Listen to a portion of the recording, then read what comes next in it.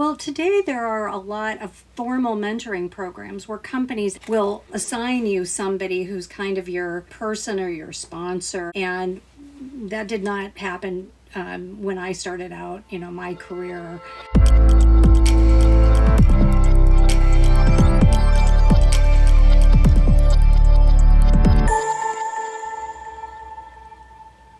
Hello, everyone.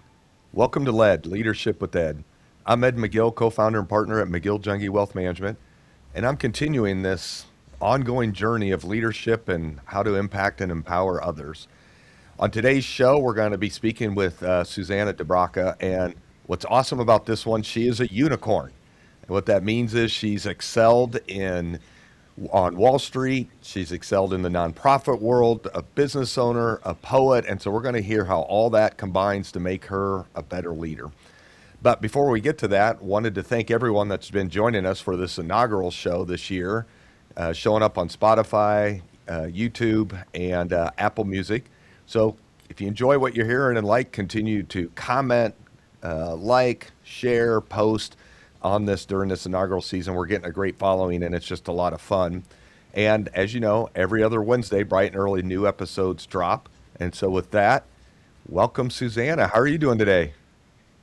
I'm doing great. Thank you for having me on your show, Ed.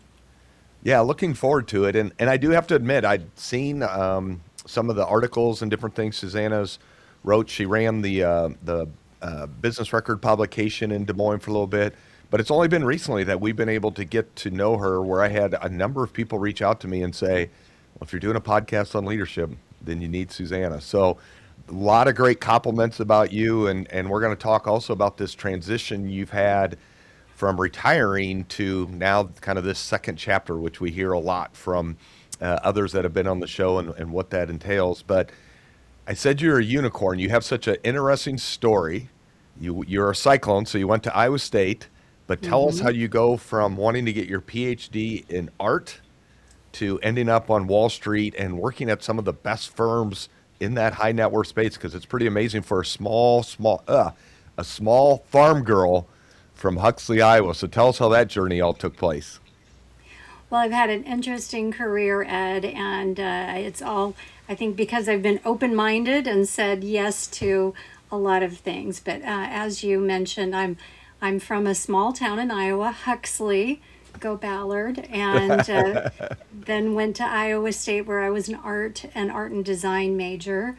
And I thought I would go on to either having an academic career, like being an art professor, or maybe running a museum. I did like running things, and I was good at organizing. But I needed to make a little money after college, so I went to run a nonprofit. I know that doesn't make a lot of sense, but First wrong turn if money was where you were trying to go, but exactly laid the but foundation. I didn't have that many marketable skills, so I took the job, and I was very lucky that I worked at an organization where my board included a couple of really prominent business people. This was in Dallas, Texas. And after a couple of years, when I was thinking I'd go back and get my PhD, a couple of these board members literally took me out for lunch and said, we think you should apply to get an MBA because we think you have business skills, which I did not recognize. I thought a lot of the things that I was doing were common sense. I was a hardworking farm girl. You just had a plan. You made, you got things going on.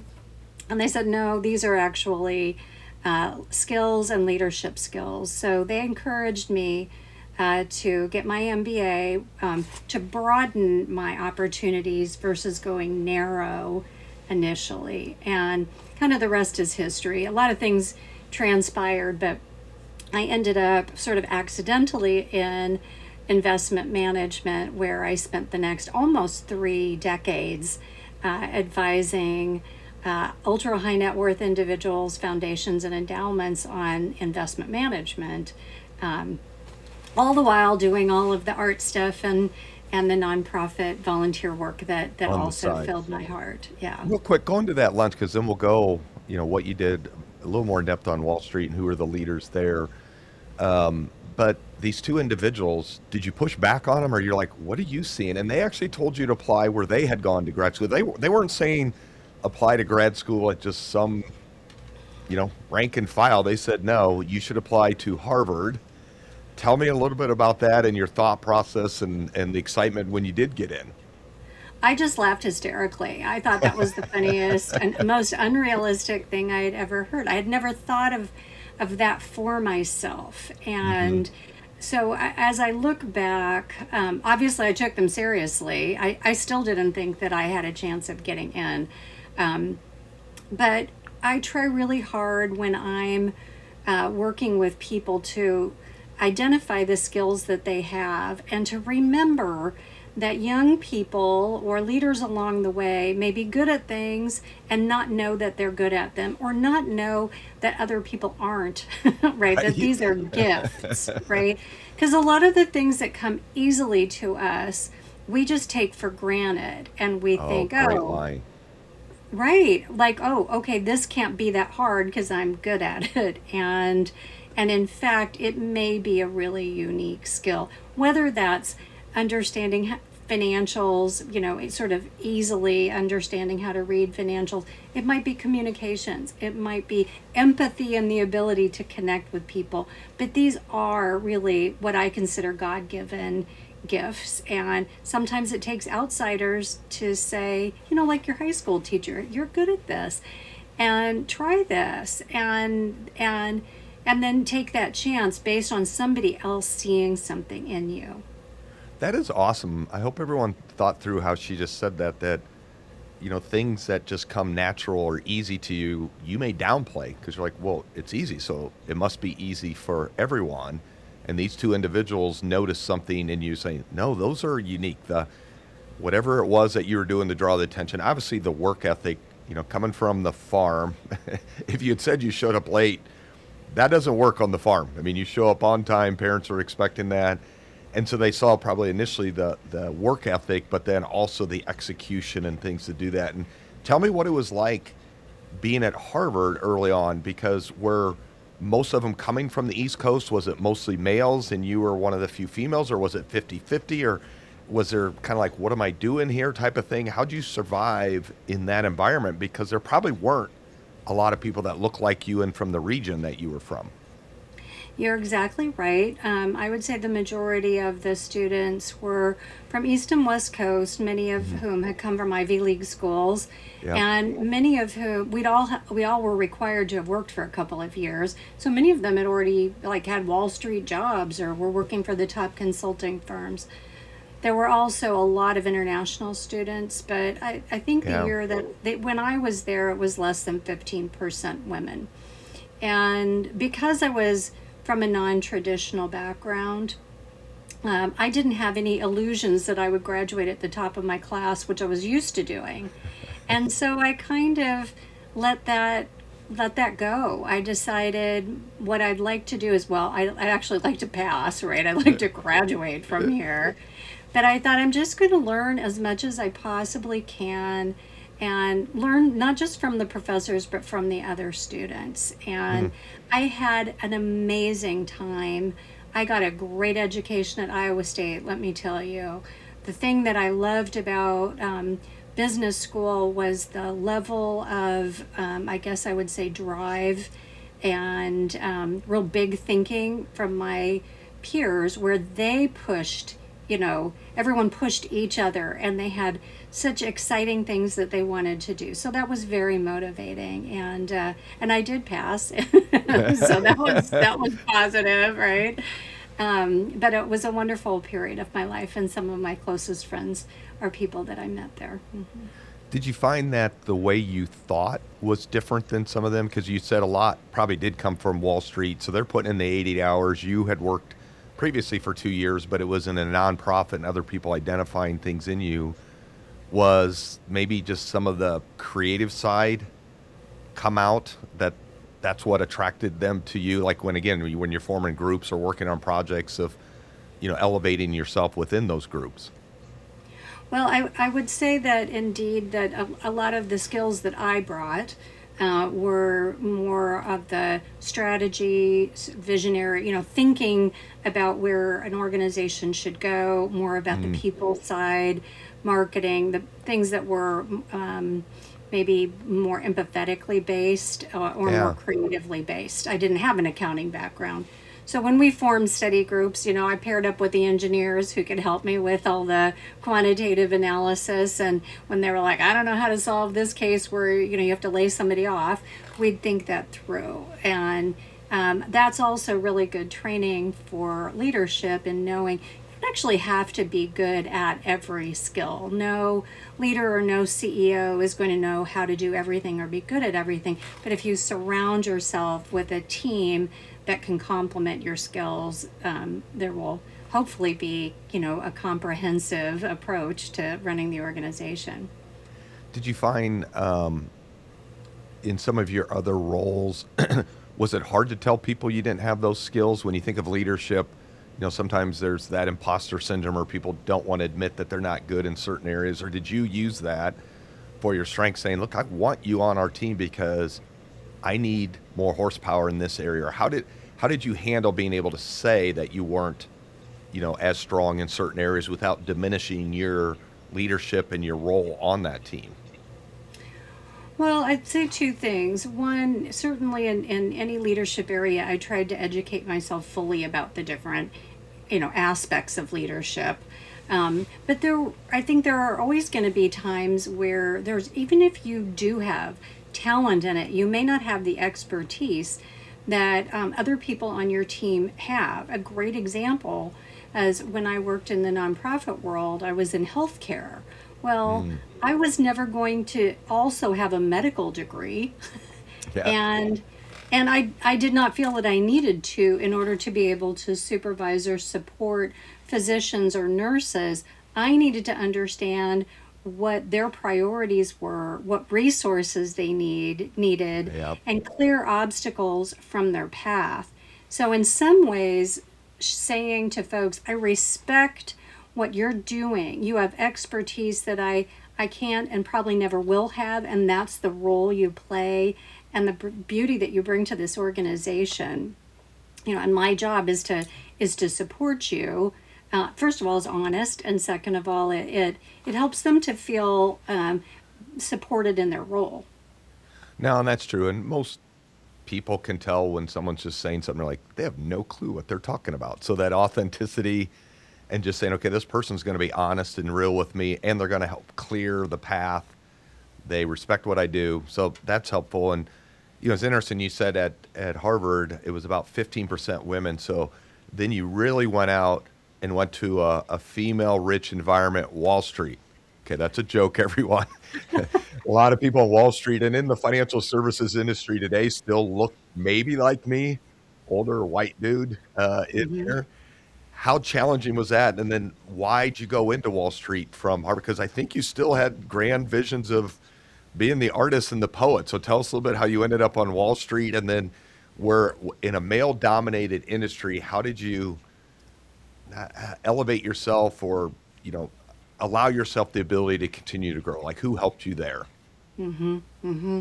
Well, yes, I thought I probably would go into the arts, and I had an art job lined up, and something fell through with the leadership changed, and so Mm. I was on hold, and I was offered a job in investment management by a contact that I'd had, and I'd done well in my investment classes at Harvard, so I said, sure, I'll do this.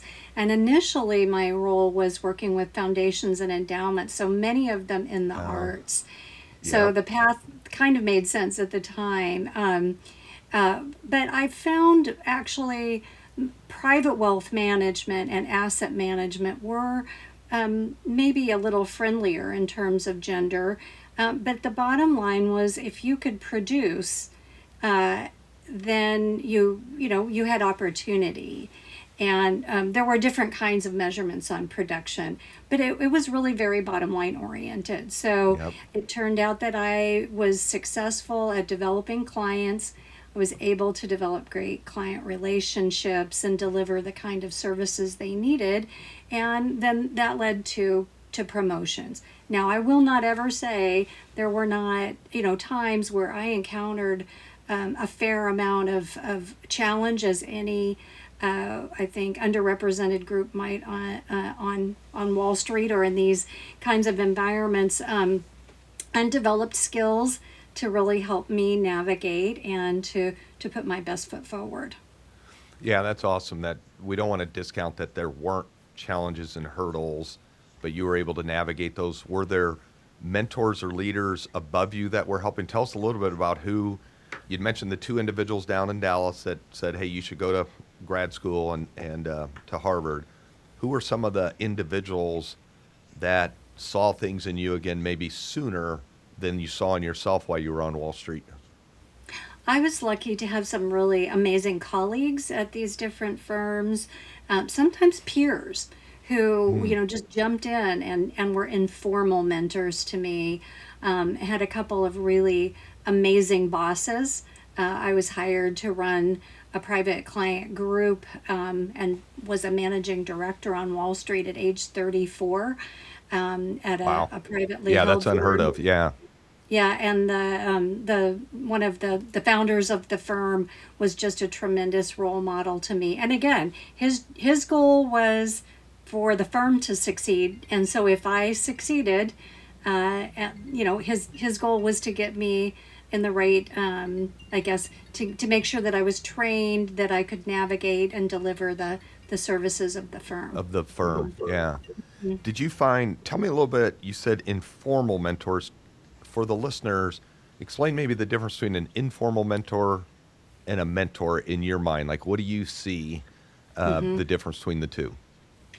Well, today there are a lot of formal mentoring programs where companies actually, like through HR, will assign you somebody who's kind of your person or your sponsor, and that did not happen when I started out, my career.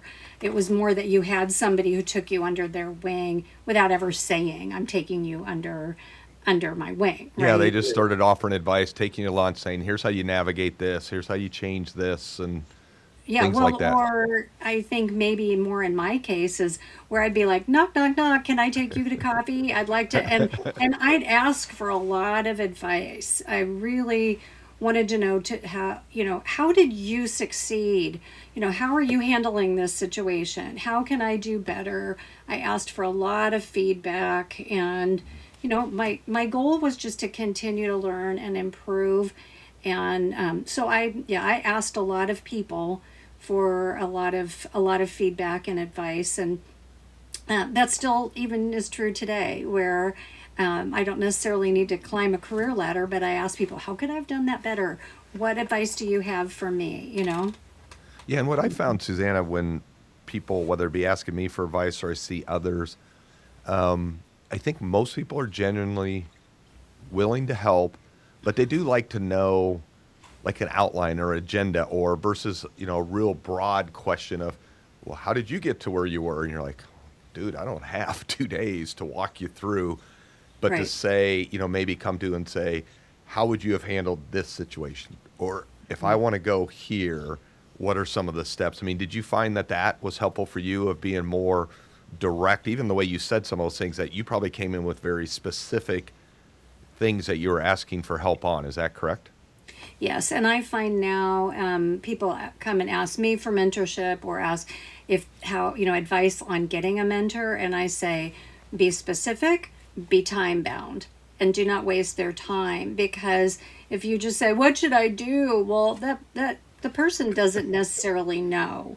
But if you say, I have an obstacle, in getting promoted, or if I, keep getting feedback in my performance review about X, Y, and Z, then say, I'd like to work on self confidence. I'd like to work on figuring out how to get more visibility with my leadership or something like that. But try to be as specific as possible, and then say, would you be willing to meet with me over 6 months, like, once a month over 6 months? Because an open-ended relationship is also, it can get kind of muddy, and it's hard to know how to measure the progress, right? So I generally, in the past, went to people with something very specific and said, can I take you out for lunch? Would you mind if I called you again? Sometimes I just became friends with these people, and, it was more casual. Yeah. But if it was really like somebody who's kind of a big deal, that's what I would do now is to say, I'd really like to meet you for coffee, and here's the questions that I'd like to ask you. Well, I love that of be time bound. Hopefully everyone process that, because I think for a lot of busy people, and they have a lot of things being pulled, a lot of people pulling on them, a lot of projects, that in the back of their mind, they're like, yeah, I want to help, but I need to know when the end date is. I need to know how long or what you're asking. So I love how you said that, be time bound. You and I, when we had talked previously, we were talking about one of the great leaders in Des Moines, Dan Houston, and his excellent executive assistant, Mary Pyle. She kept him time bound. So whenever I'd meet with Dan on anything, when that 30 minutes was up, at 29, she was coming in and kind of steering me outside the door and things. And it just resonated with me, of just with successful, busy people, they do want to help and give back, but their calendars are so tight that if you abuse that, it probably won't allow you to get back on in the future. Is that maybe an accurate statement as well, too? Yeah, I think that it's very important. Other than having some technical difficulties with this podcast, being on time is one of the things that I really had drilled into me as a kid, right, and growing up, and I like to start meetings on time, end them on time or sooner, and I really feel that it's a sign of respect to the person that you are meeting with, to really understand that their time, if they're a busy person, is something that you really need to pay attention to. So I love that that's part. helpful And if you're looking for a mentor. Hmm. and we did have a little bit of technical difficulties early on, so not her fault. A little bit on ours on the emailing, but that is so important. And if for some reason there is something beyond your control, like truly an accident or things like that, just that quick call and say, I'm 5 minutes late. Just want you to be aware, because then they just don't sit there wondering. And again, you're trying to get back on their calendar. Tell us how then, after 30 years on Wall Street, you decide to make a change to being CEO of a nonprofit and get back to Iowa. Like, was it really just an itch to get back to Iowa? Was it back to the nonprofit side of you? Was it more, hey, I'm ready for a new challenge? How does that happen? Because that's tied to your unicorn story. That's a rare change. Hmm. Well, all along on my career path, I had thought I'll do the financial services career, and at some point, I'd like to get back to something that's more mission driven or creative, which had been my original goal. And I grew up in the farm crisis, so I was also in financial services because it was a good place to be able to accumulate resources and take care of myself. But I'd been involved in Yeah. nonprofits all along the way. And I'd been on the board of this organization, Planned Parenthood, for many, many years. And a position, a CEO position came open, and someone suggested that I apply for it. At the same time, I was already thinking it would be a good time now for me to be making a transition. But I didn't know if that transition was going to be a different helping with financial services or financial empowerment in a different way, whether it would be going into something more women's related, which I'd done a lot of nonprofit work. But when that call came, I had just a moment of, yes, I'm going to go ahead and put my name in the ring. This just a real feeling of calm, that this would be a great next step for me, not without an enormous amount of risk. but but I had planned my life. I was in a position where I could make that shift from finance to nonprofit. It aligned with my values at my time, and it was a good move for my family.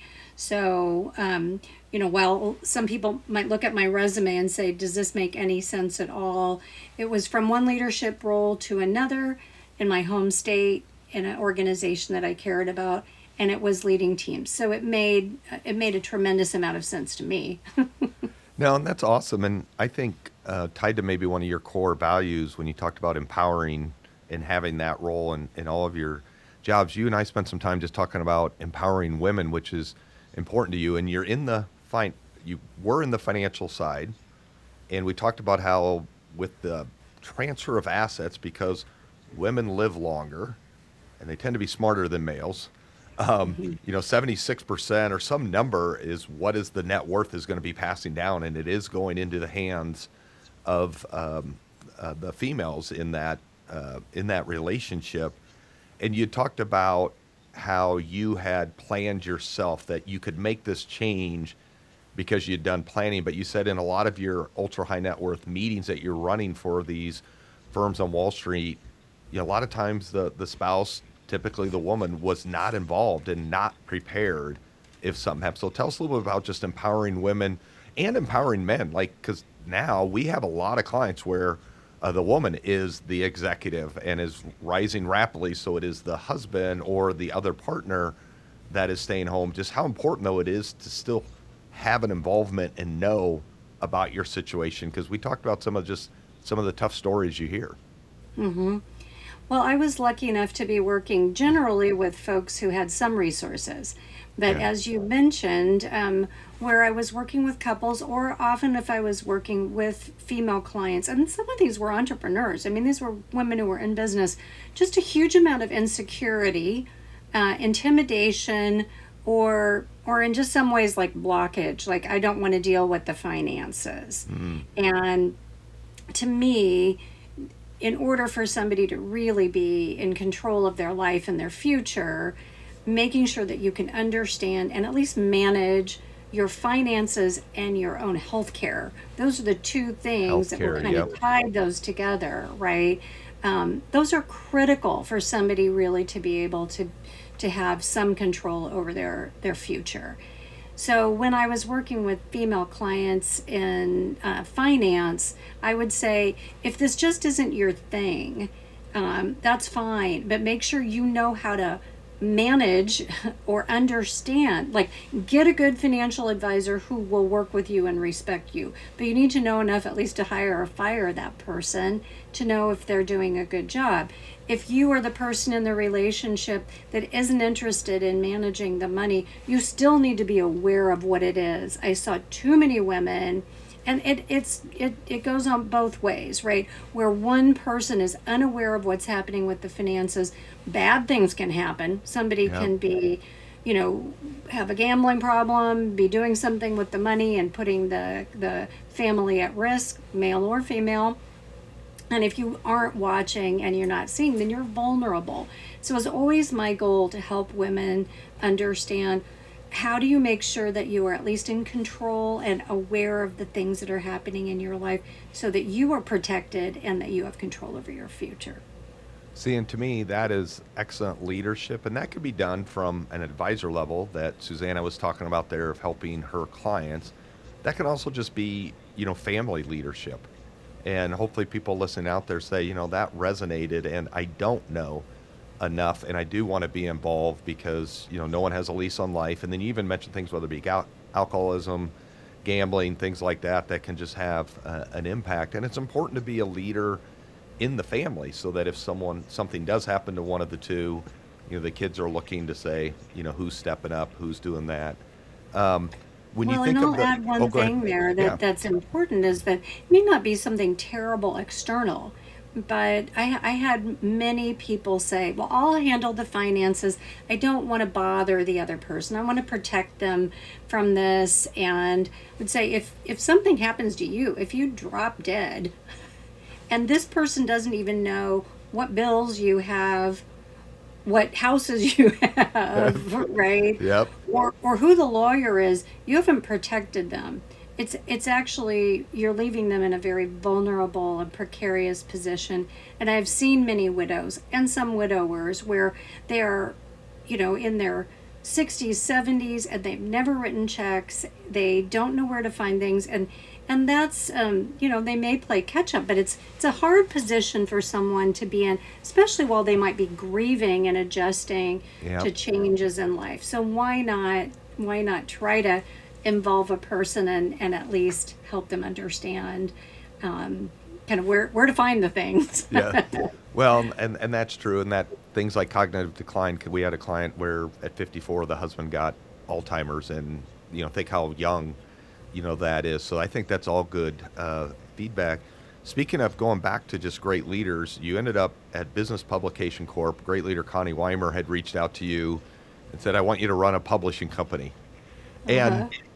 it is amazing how well this company has done and survived in spite of all the changes that happen. It's a really, really unique and incredible organization. But tell us, what drove that decision, and was Connie the leader you thought she'd be, and then who else there, or who are some of the other leaders that have caught your eyes over the year? Well, Connie Weimer is an icon and probably one of the Yep, best leaders any of us will ever have the chance to 100% know. agree. Yep. Yeah, brilliant business mind, but what a deeply empathetic person. She cares about others. She cares about the community. She's has an uncanny ability to sense needs and to find ways to fill them and to connect people.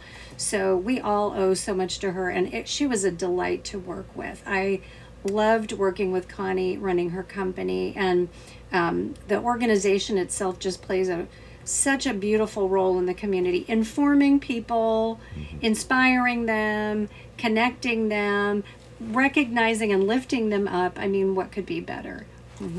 Yeah, that's awesome. And for those on here, as you think of leaders potentially on Wall Street, some things might have been more cutthroat, but you just heard a number of what I would say comes up more and more. But Susanna said for Connie, and probably other leaders come to mind too that fit this, but empathetic, serves the needs of others, cares.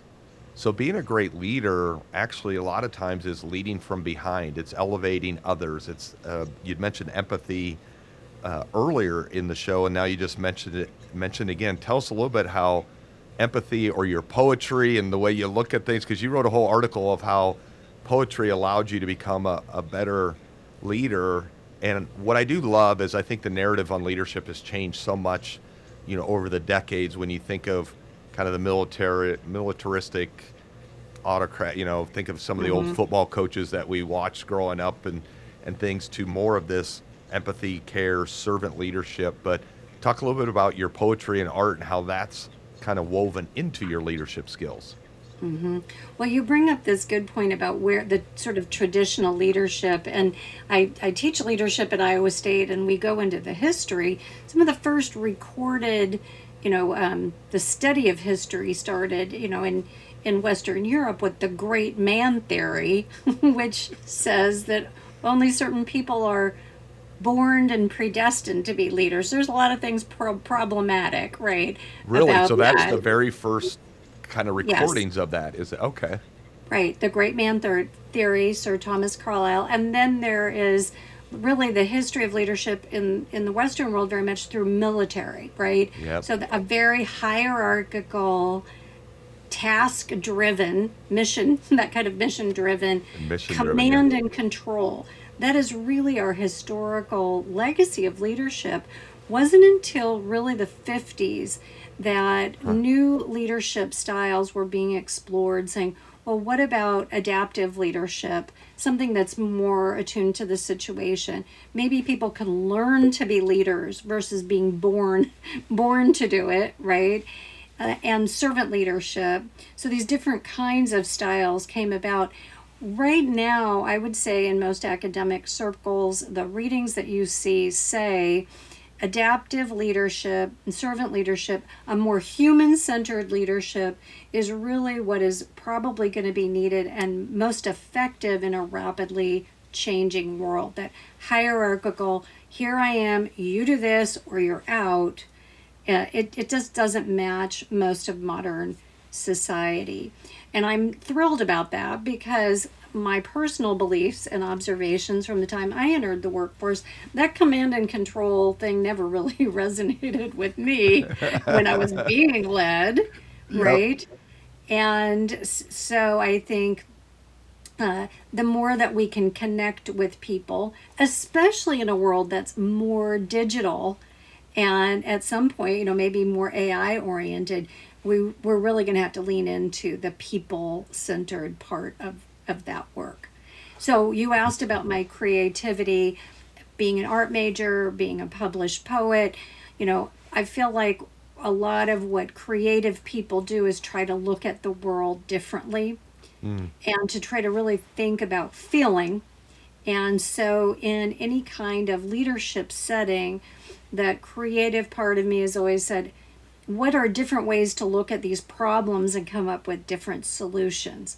But when I'm communicating, here's the plan, team. If you don't have that command and control, what you really have to do is help involve people and communicate with them in a way that they hear, they see, and they feel if yep. they're really going to do anything, right? So I think a creative and poetic mindset feeds into that need for really having a vision that will work, but then communicating that vision in a way that invites people to be a part of it. See, and I love that there where thinking about it differently, different part of your brain, but then once you make the decision with the team of where we're going to be able to have command, control, and clarity, because everyone's going to be looking around saying, how's this, no matter how excited you are about the vision, they're thinking, how's this affect me? How's this Hmm. affect my role? How's this Why going should to, I why should I get out of my comfort zone and install this whole new system, do all these things that are going to make my life, more busy, right? it really is. Do you find in your teaching, and then now what's cool is Susanna runs her own company called Storyboard Advisors, works with some of the best leaders individually as well as some of the families more on family governance, the family Hmm. dynamic. Are you seeing things truly are changing so much faster now, or is it still the same pace of change, but the information's coming fast? Like, how would you think of the leaders in the 50s and 60s and how they just got information, had to make decisions versus maybe today? So let's take your class from the 50s and 60s where we had the George Pattons and the Vince Lombardis and that authoritative to now, but is the ability to handle change different today for leaders, or is it the same? It's just more magnified. Or I'm kind of rambling there. Sorry. I think hopefully you know what I mean. I know what you mean. Yes. Well, Okay, good. She was very polite. They're like, I have no idea what the heck you're saying, but let me just talk. Okay, go ahead. you're asking, has the rate and pace of change accelerated, or is it the same? And what does that mean today? So Yes. my feeling and all the research would indicate change is the norm throughout history. Change is happening and has happened all the time. But the rate and pace of massive disruption and change, in my opinion, and most of the research would indicate, are accelerating. And they're Uh, accelerating because of digitization and because of global communication, among other things, right? So if there is, 100 years ago, if there was a hurricane in another country, you might find about it a month later, and the international trade may not have been, as deeply developed. Here, if something happens on the other side of the world, we know it in real time, and the global relationships are much more intertwined than they were before. yep. And the need to react to something almost instantaneously is happening as never before. So think of, as an example, the tariffs, right? We Tariffs were introduced over the course of the last year, and at the same time there were all sorts of other disruptions going on. If you were a agricultural leader in Iowa, every single day you're having to change your pricing, even Yep. maybe hourly, right? And then the pricing would create a domino effect, right? So not necessarily a different change, but it's happening so quickly that the ramifications and the need to adapt, be nimble, respond, be decisive, and then communicate with everybody, is indeed accelerating. That was awesome. I'm glad you said that. Change is always there. The reaction time, you probably have less reaction time. Decision making is going to happen quicker, and the communication skills are going to have to be even that much better. And so to be a leader in today's environment, it's taking what may have been a good leader 10, 15 years ago, and it's got to be ramped up. You've got to be even better today than you were 10, 15 years ago. And you have to be better on these more human-centric skills, right? So you still need all the technical skills. You're still going to need to know how to evaluate stocks. You're still going to need to know how to do asset allocation. But you also will have to think about, how do I motivate my team? How do I communicate with them? How do I deal with all these more human-oriented kind of things? So doctors will need to be doctors, accountants will need to be accountants, but they will also need, in my opinion, a very different set of skills around adaptability and connecting with people. No, that's great. And the last question I'll ask you, because you work with a lot of leaders that may be now transitioning out of that day-to-day fast-paced grind, etc. How are they surviving? Is it horrible for them? Do they like it? Is it tough? Where are they getting their dopamine hit, in terms of just when you're in that, things are happening and you're making decisions and you're either the man or the woman or, all these different pieces. Are you finding that that's a struggle for them, which I assume it is? I know it has been for a number of our clients.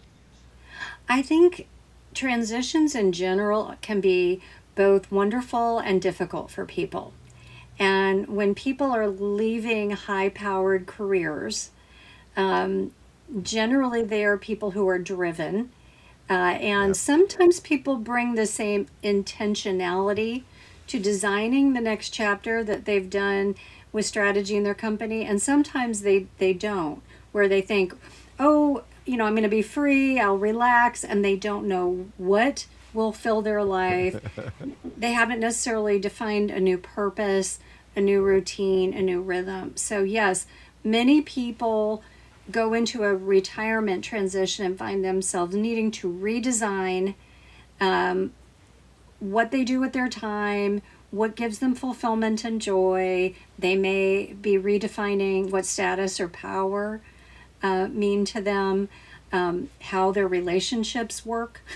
They might be at home now, and that's maybe This mouse is going, why are you in my kitchen now? You haven't been here for 30 years. Change. But somehow there's an idea that, like, I'll do this and it will all just automatically unfold. And no, most things go better with a bit of a plan. But then some iteration too. Like, you might just need to experiment. So I've found that a lot of the people that I work with who are going through transitions, I'm like, you're gonna have to give yourself a little bit of grace here, because you might say you want something, but when you get in it, you might be, you know what, I didn't, or I want more of this or less of this, and that's okay. That's fine. That's awesome. And I think the last piece with that is great leaders are always looking for other great coaches to help them. So Suzanna was just talking about, working with these great leaders, as they transition, the need for help, learning, lifelong learning, getting better.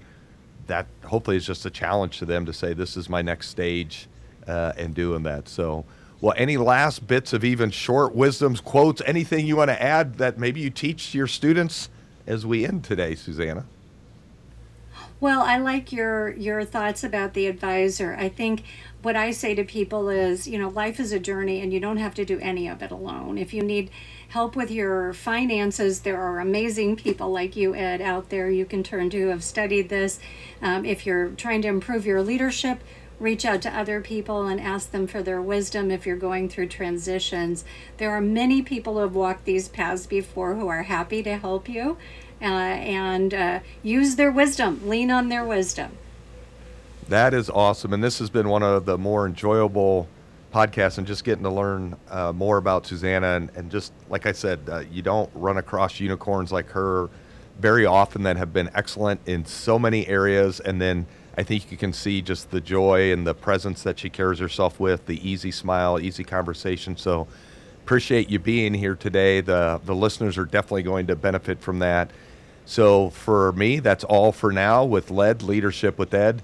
Again, if you like hearing these episodes and the comments and what you're learning, make sure to like and forward and comment. But that's it for today. Signing out. Have a great day, everyone. And thanks again, Suzanna.